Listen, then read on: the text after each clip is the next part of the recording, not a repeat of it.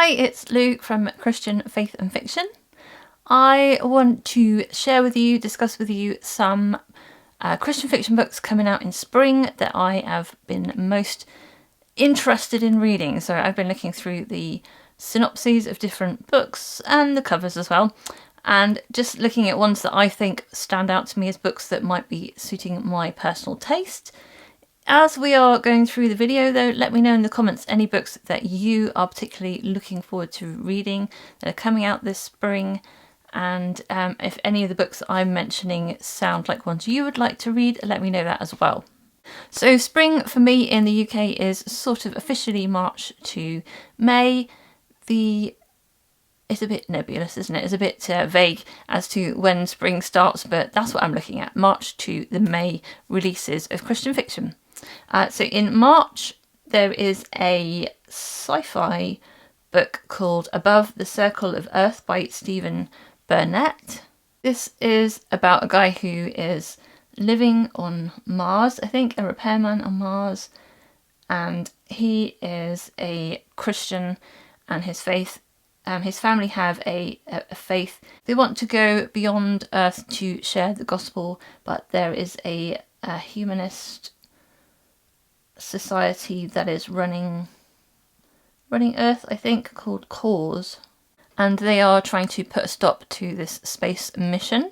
So I have enjoyed some Christian sci-fi books. This one seems quite interesting in it's 22nd century, so it's sort of not quite near future, but is sort of near future, so not totally outside of the sphere of my understanding. It's still got Earth, it's got like Martian colonies and things.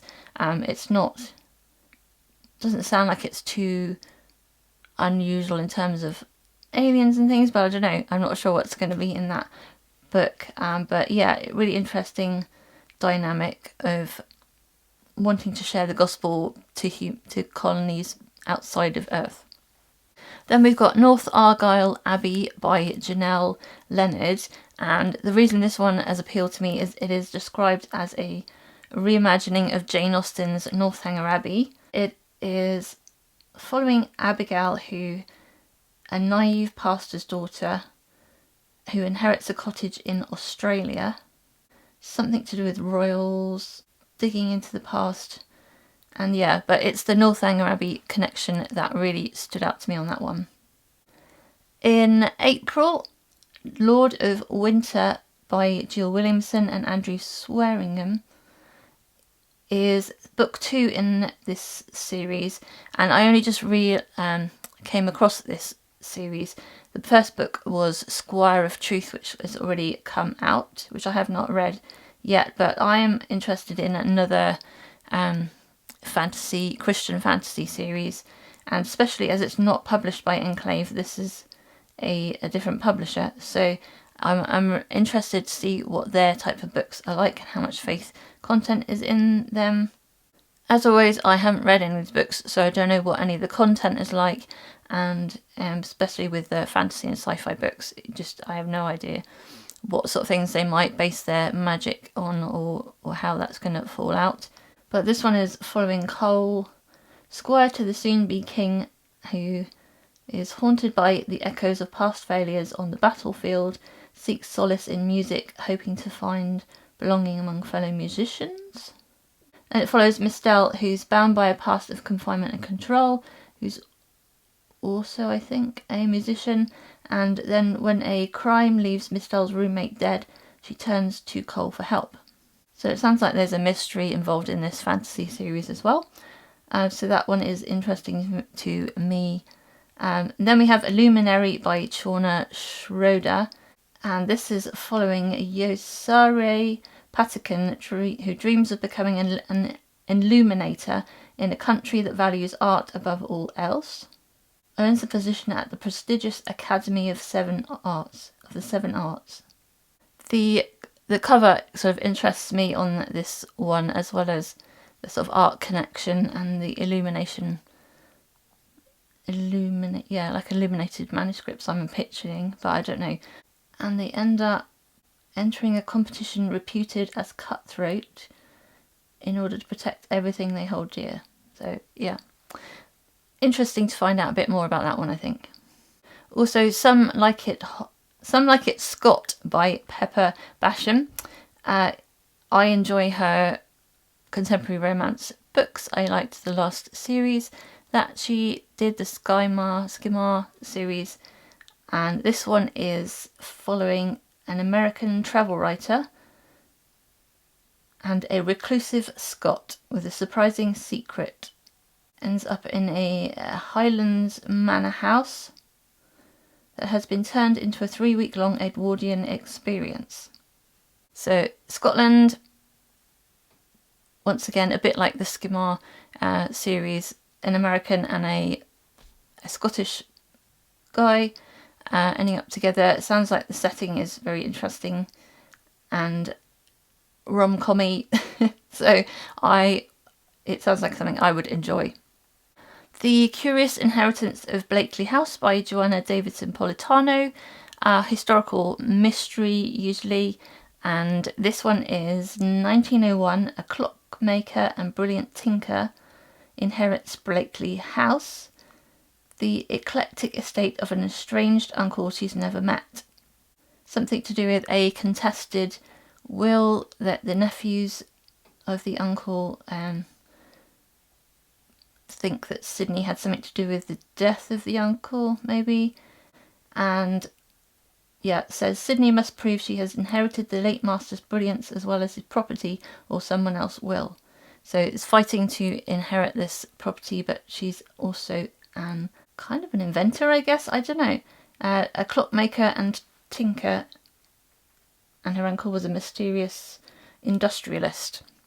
Sounds like interesting characters to me and an interesting setup, and I do like historical mystery. The Voice We Find by Nicole Deese. I think this might be the third one in this series, or I don't know if they're actually like a sequential series, maybe just sort of interconnected. But I read the first book in this one, haven't read the second that's connected to this, but I think I gave the first book 5 stars, so I want to read other books by Nicole Deese.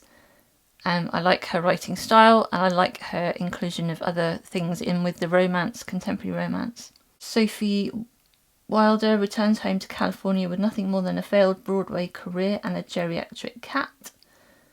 Stuck working at the family winery with her egotistical brother.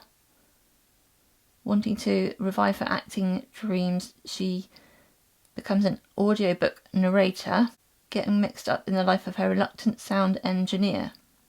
So it's a contemporary romance, but her books, ones that I've read, tend to have some sort of deeper themes going on as well as the romance themes. So yeah, interested in that one. Meet Me at the Grand by Lindsay Harrel is also coming out in that same month, and I have really enjoyed some of her contemporary romance books, particularly her Christmas ones that came out after The Secrets of Paper and Ink, which was set in Cornwall.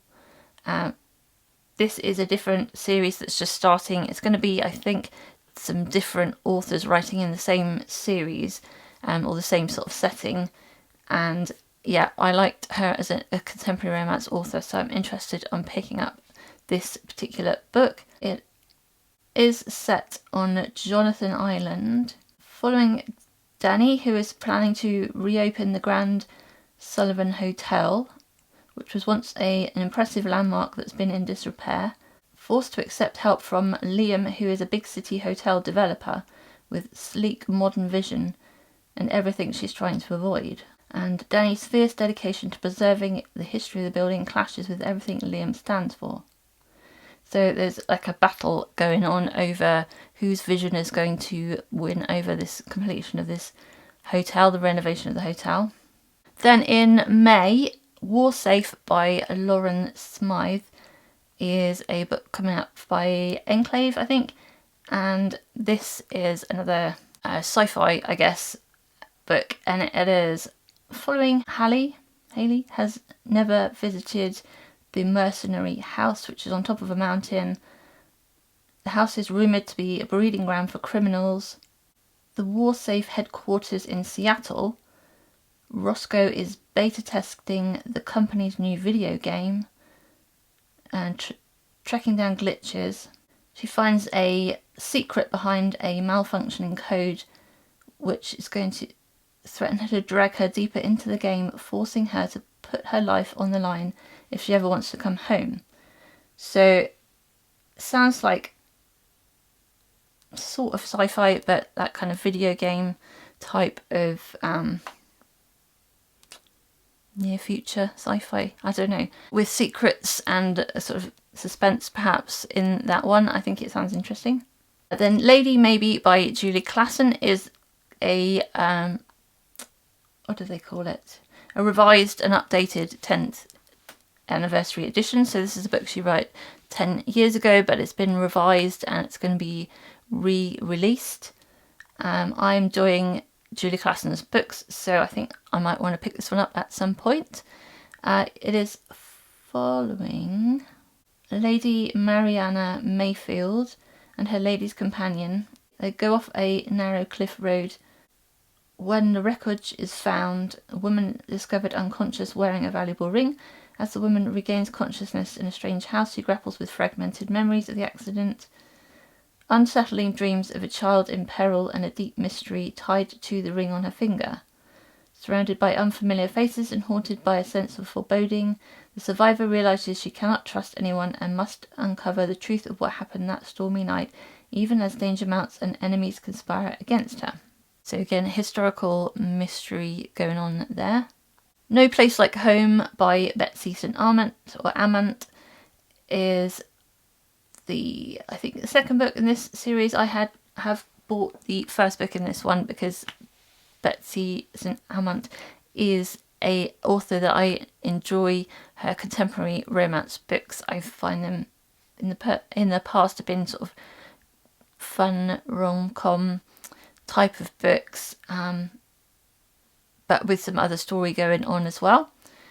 This one is following the girl he always loved ran away to join the circus, but will a homecoming give him a second chance to give her a reason to stay in this unrequited love romance? So it's following Cade, who is this town's development director, trying to put the town back on the map, and then Rosalind, who is a famous aerialist with a secret. She works in the circus and he works for the town mayor. So yeah, sounds like interesting combination of people and back history and a contemporary romance that I would potentially enjoy. Shadow over Kiriath by Karen Hancock.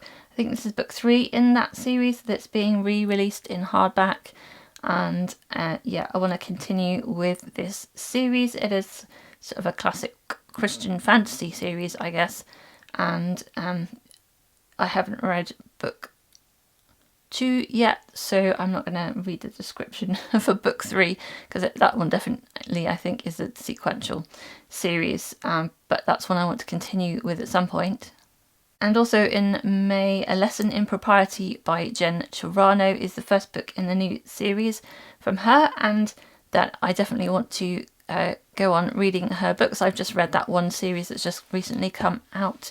I enjoyed it a lot. I like the historical kind of upbeat comedic kind of nature to it, with romance in there, and some suspense in some of the books. So yeah, it was fun read. Not a huge amount of faith content, but some in there. This book is, with her father dead, her fortune stolen, and her fiancé casting her aside, Miss Drusilla Merriweather's privileged life has been upended. She is left with only one option: to provide for her family by opening a finishing school in the allegedly haunted castle she's inherited from her eccentric aunt.